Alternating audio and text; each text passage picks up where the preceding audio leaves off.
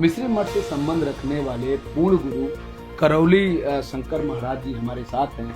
आप पावन प्रयागराज की भूमि पर अपना आश्रम बना चुके हैं।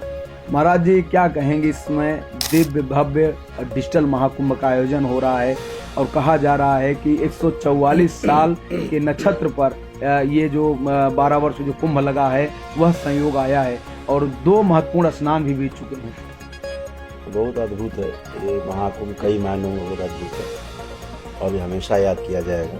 जब भी माघ मेला लगेगा, कुंभ मेला लगेगा, तब इस वाले महाकुंभ की चर्चा जरूर है। मुझे लगता है जो भौतिक रूप से भी जो अद्वितीय व्यवस्था यहाँ पर है, चाक चौबंद चारों सुरक्षा की व्यवस्था भी है लोगों की, और जो एक साफ सफाई की व्यवस्था है बहुत ज़बरदस्त। कहीं भी एक कूड़ा का एक मात्र कण नहीं दिखता है, तो बहुत अद्भुत है ये महाकुंभ। भव्य भी है और दिव्य भी है। जो भौतिक रूप से देख रहे हैं वो भी और आध्यात्मिक रूप से भी ये बहुत ज़बरदस्त व्यवस्था है, अद्भुत है जी। महाराज जी, क्या कहेंगे? मात्र 2 दिन के स्नान में 5 करोड़ से ज्यादा श्रद्धालु, वो भी देश दुनिया के सभी देशों से लोग आने का प्रयास कर भी रहे हैं और कुछ लोग आए भी सिर्फ दूसरे ही स्नान में। इसके लिए आप क्या कहेंगे श्रद्धालुओं को लेकर? देखिए, जो आ रहे हैं वो तो बहुत ही भाग्यशाली हैं जो इसमें महाकुंभ में पहुंच पा रहे हैं। लेकिन हमारे ऋषि मुनियों ने कहा है कि भोग जो है वो 9 प्रकार से 9 कर्म 9 प्रकार के बताए गए। उसमें 6 मुख्य, उसमें 3 और समराइज कर दें तो मुख्य है कि मनसा वाचा कर्म चित्तकारित अनुमोदित, 6 प्रकार के यही योग है। तो जो नहीं भी आ पा रहे हैं इस महाकुंभ में, घर में ही इच्छा बहुत है कि पहुँचेंगे डुबकी लगाएंगे, ऐसे जाएंगे वैसे जाएंगे, नहीं जा पा रहे, मानसिक ही उनका हो रहा है, तो भी वो महाकुंभ में गोते लगा ही रहे हैं। इसका उनको पुण्य मिलेगा ही मिलेगा, क्योंकि उनके अंदर आने की उत्कंठा है और पहुंच नहीं पा रहे। तो ये देखा जाए तो इस पूरे देश के जनमानस में, गांव गली, हर घर में, हर व्यक्ति में इस महाकुंभ में पहुंचने के लिए उत्कंठा है। तो हर व्यक्ति को अपने अपने अनुसार पुण्य मिल रहा है, कोई मनसा, कोई वाचा, कोई कर्मणा आकर, इसलिए सभी लोग पुण्य के भागीदार हैं इस महाकुंभ में।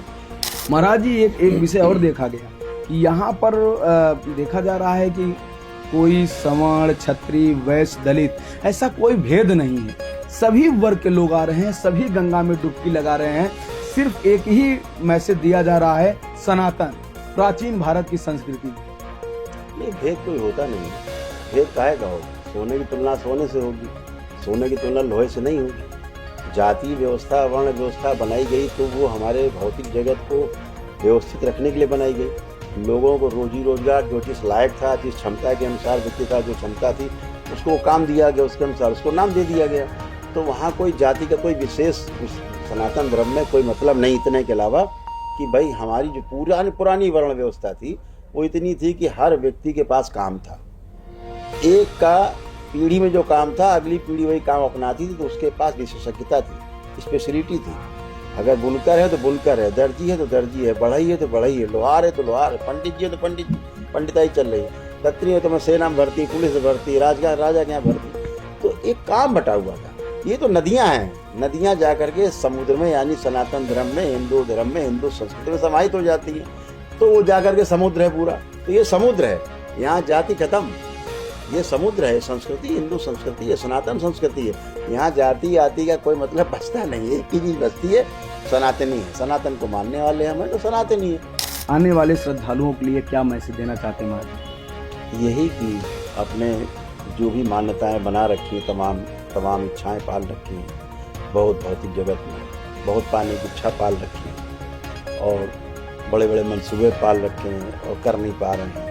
तो गलत की इच्छा छोड़ करके सही की इच्छा वाली चीज़ें ले करके भगा। इतना बड़ा महाकुंभ, पूर्ण महाकुंभ है, तो अपना घड़ा जो है वो भरा हुआ जो इच्छाओं से, वो तमाम विकृतियों से, विचारों से, उसको उड़ेल के खाली करके खाली घड़ा लेके आए। यहाँ अमृत बरस रहा है, विचारों का अमृत है, विचारों का महाकुंभ है।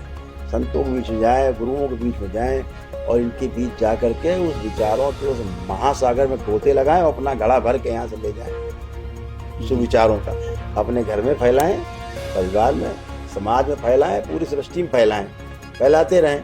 यही यहाँ का संदेश है। महाराज जी, पूरी अगर व्यवस्था की बात करें तो चूंकि मुख्यमंत्री योगी आदित्यनाथ खुद महंत हैं, मुख्यमंत्री भी हैं इस सूबे के, इस प्रदेश के, और केंद्र सरकार ने भी सहयोग किया है। जिस तरह से मोदी जी ने भी कहा ये एकता का महाकुंभ है, तो दोनों सरकारों के लिए आप क्या कहेंगे जिस तरह से ये कुंभ का आयोजन किया गया है उनके सहयोग से? ये तो सर्वविदित है। हम तो ये कहेंगे कि जो कुंभ महाकुंभ हो रहा है ये इसीलिए सरकारें बनी दोनों जगह। ये दोनों जगह की सरकारों में अद्भुत तालमेल है। दोनों ही सरकारें सनातन के बारे में सोचती हैं, दृढ़ता के साथ संकल्प करती हैं और उस काम को करती भी है जो कहती हैं।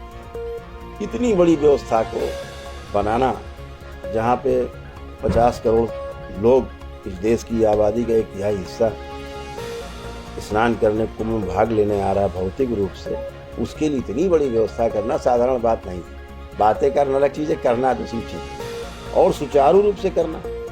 तो हम तो कहेंगे कि सृष्टि की ऐसी इच्छा है, उस सृष्टि की इच्छा के तहत ही, ईश्वर की इच्छा से ही लोग अपने अपने स्थान पर बैठे हुए हैं, जो ठीक से धर्म ध्वजा को उठा सकें आसमान की ओर, और पूरी व्यवस्था कर पा रहे हैं। अभय व्याप्त है इन्हीं लोगों की वजह से, योगी जी की वजह से तो पूरा अभय है। देख ही रहे हैं आप, कुछ कहने की आवश्यकता नहीं इसमें, जितना वो कहते हैं वो करते जरूर हैं। बहुत बहुत धन्यवाद महाराज जी बातचीत के लिए।